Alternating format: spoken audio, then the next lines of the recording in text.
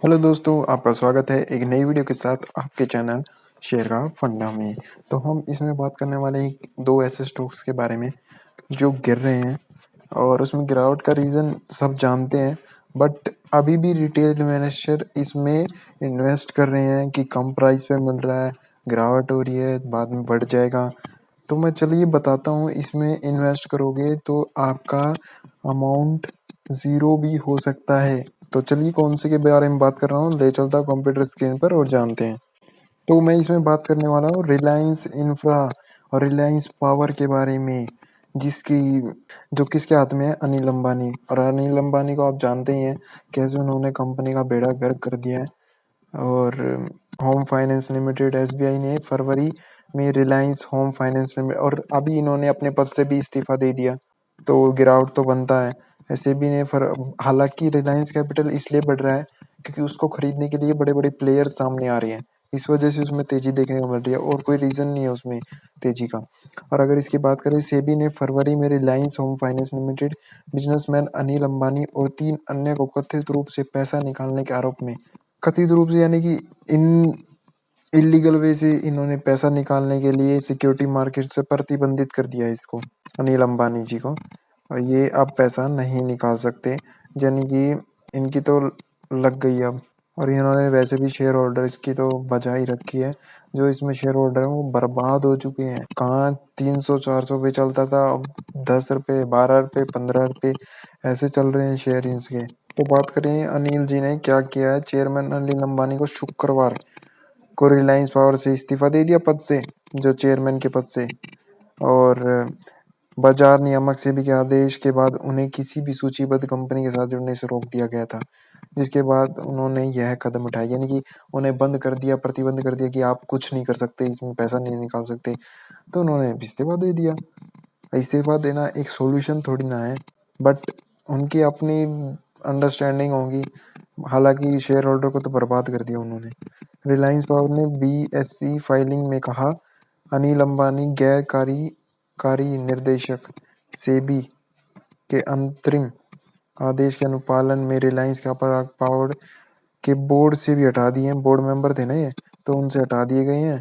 वही रिलायंस इंफ्रास्ट्रक्चर ने भी कहा कि अनिल अंबानी को हटा दिया हमने भी। और वहीं बात करें एसडीसी समूह की, दोनों कंपनियों ने आर पावर यानी कि Reliance power, R infrastructure Reliance infrastructure के निदेशक मंडल ने शुक्रवार को राहुल सरीन को 5 साल के कार्यकाल के लिए स्वतंत्र निदेशक के रूप में अतिरिक्त निदेशक नियुक्त किया है।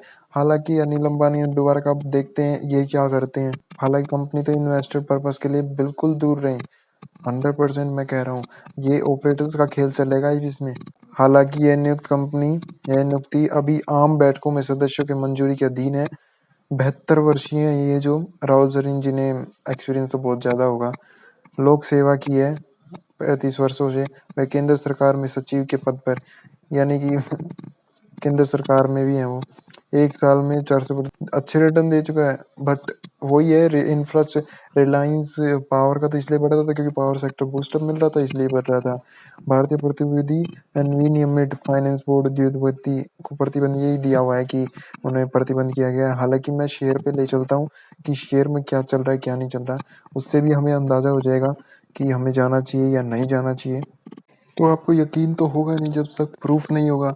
प्रूफ के बिना तो कुछ कोई भी यकीन नहीं करेगा। तो मैं आपको प्रूफ दिखाता हूँ कि कंपनी में है ही नहीं कुछ। तो रिलायंस इंफ्रास्ट्रक्चर में देख सकते हैं 100 रुपये प्राइस चल रहा है। इंट्रिंसिक वैल्यू इनसफिशिएंट डाटा, ज़्यादा रिटर्न दिए नहीं है, डिविडेंड रिटर्न दिए नहीं है, ओवरबोर्ड जोन में नहीं है।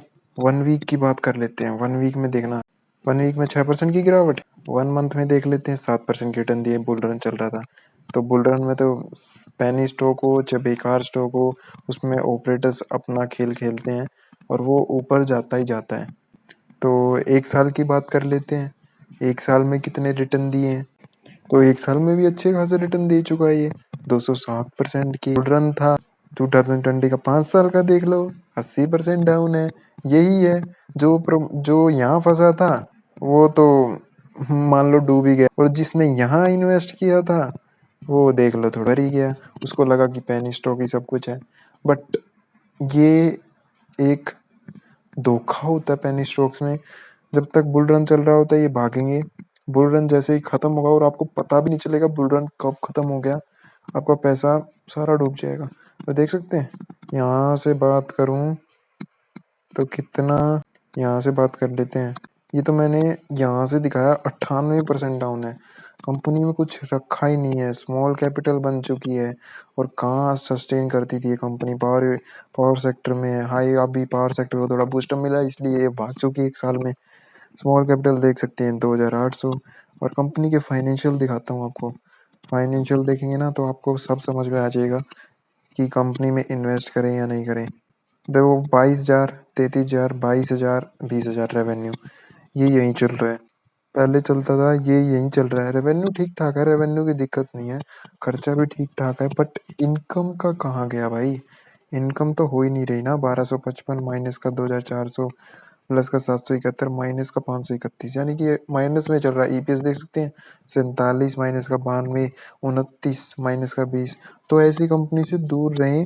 पहले फाइनेंशियल स्टेटमेंट तो देख ले कि कंपनी पे कर्जा कितना है, रिजर्व एंड सरप्लस कितना है, वरना पैसे को स्टॉक मार्केट में फिर देख सकते हैं कर्जा भी कितना है, 16,000, 13,000, 11,000, अभी भी 6,000 है, बहुत ज़्यादा है अभी के लिए भी। और अगर रिजर्व एंड सरप्लस वो माइनस में पाएंगे मुझे लगता है, इतने पाएंगे भी नहीं, होंगे भी जब भी। रिजर्व एंड सरप्लस 14,000, 5,000, 700, 116, यानी कि रिजर्व एंड सरप्लस भी घटते जा रहे हैं। तो कंपनी का ग्रोथेबल कंपनी तो है नहीं।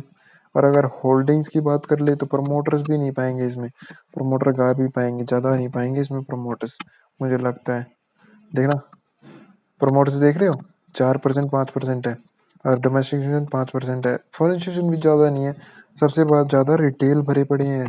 रिटेल इन्वेस्टर को मैं ये कहना चाहूँगा कि पहले फंडामेंटल पढ़ लें ताकि आपको नॉलेज हो जाए, क्योंकि आपका पैसा पैसा भाई ऐसे ही नहीं आता, कितनी मेहनत करने के बाद रिटेल इन्वेस्टर जोड़ता है एक एक पैसे को। तो प्लीज़ थोड़ा स्टडी करके लगाएं, स्टडी ना करें तो एक बार एक दो वीडियो देख लें इसके बारे में, इसकी फाइनेंशियल स्टेटमेंट देख लें कंपनी के, उसके बारे में जाके। कंपनी में कोई वो है ही नहीं। रिलायंस पावर में देख लो, रिलायंस पावर की बात कर लेते हैं, इंसफिशिएंट डाटा, डेरिवेटिव ज़्यादा रिटर्न नहीं है दिए हैं। वहीं इसके एक साल की बात करें तो एक साल में तो रिटर्न दिए पाएंगे इसको 185%, देख रहे हो। अगर 5 साल की बात करेंगे देखना, 5 साल में ये 97-93% डाउन है। और अगर मैक्सिमम बात कर लेते हैं, मैक्सिमम 277, 81, 85, 96, 98, 99% डाउन है। तो कंपनी में रखा ही क्या है, यूँ बताओ आप। वो अभी थोड़ी पुल बैक मिला रिलायंस पावर सेक्टर को इस वजह से। और फाइनेंशियल स्टेटमेंट देख लेते हैं, पहले इसकी कैपिटल देख ले, मार्केट कैपिटल कितनी है। तो मार्केट कैपिटल देख ले तो 4,000 की है, हाई रिस्क है। हाई रिस्क इसीलिए है कि कंपनी में कुछ रखा ही नहीं है भाई, इसी वजह से आज डाउन देखने को इसलिए मिला क्योंकि इसके जो हमारे अनिल अंबानी जी हैं उन्होंने रिजाइन कर दिया, सेबी ने उनको रिस्ट्रिक्ट कर दिया। तो टोटल रेवेन्यू देख सकते हैं 9,800, 8,500, 8,200, 8,400। नेट इनकम थी 840 माइनस का 2,900 प्लस माइनस का 4,000, अब 228 आया है। क्योंकि अभी थोड़ा कंपनी में ग्रोथ हुई है थोड़ी बहुत, अब और डूब जाएगी क्योंकि अनिल अंबानी जी ने रिजाइन कर दिया, इसका बेड़ा गर्क हो जाएगा कंपनी का अब तो। ईपीएस देख सकते हैं 3 माइनस का 10 माइनस का 14 प्लस का 0.82। इसकी बैलेंस शीट से तो बैलेंस शीट हमें अच्छा ब्यौरा दे देगी कंपनी में क्या चल रहा है क्या नहीं चल रहा। तो नॉन करंट लाइबिलिटीज़ में चलते हैं। लॉन्ग टर्म डेट 24,000, 18,000, 19,000, 16,000, यानी कि कंपनी 4,000 की और 16,000 करोड़ इसने लॉन्ग टर्म डेट ले रखा। कहाँ कंपनी उभरेगी यार, कंपनी में कुछ दम नहीं है। मैं तो कहता हूँ दूर रहें इस कंपनी से, इसमें इन्वेस्ट करने की सोचे भी ना, क्योंकि आपको मिलेगा। मैं मानता हूँ कि इसमें आज गिरावट आई है, कल तेजी भी देखने को मिल सकती है, बट लॉन्ग टर्म के लिए बिल्कुल अच्छा स्टॉक नहीं है, वर्स्ट से वर्स्ट स्टॉक है। रिजर्व एंड सरप्लस 10,000, 6,000, 1,000, 1,400, कुछ ज़्यादा नहीं है। तो ओवरऑल कंपनी की होल्डिंग्स में देख लेना, प्रमोटर्स पाएंगे ही नहीं, प्रमोटर्स इतने ज़्यादा पाएंगे ही नहीं, 24%। सबसे ज़्यादा रिटेल भरे पड़े हैं। फॉरेन इंस्टीट्यूशन इसलिए है क्योंकि पावर सेक्टर को दौरा, वो निकल जाएंगे भाई, वो बड़े इन्वेस्टर्स हैं। दिक्कत कहाँ होती है रिटेल इन्वेस्टर को, तो बिल्कुल सँभल के रहें। 3.38% है, म्यूचुअल फंड 0.12 है, तो इन स्टॉक से बच के रहें और दूर रहें। मैं तो ये कहना चाहूँगा। सो अगर वीडियो अच्छा लगा हो तो ज़्यादा से ज़्यादा शेयर करना ताकि सभी को पता चले, और अगर अच्छी लगी हो तो सब्सक्राइब भी कर देना।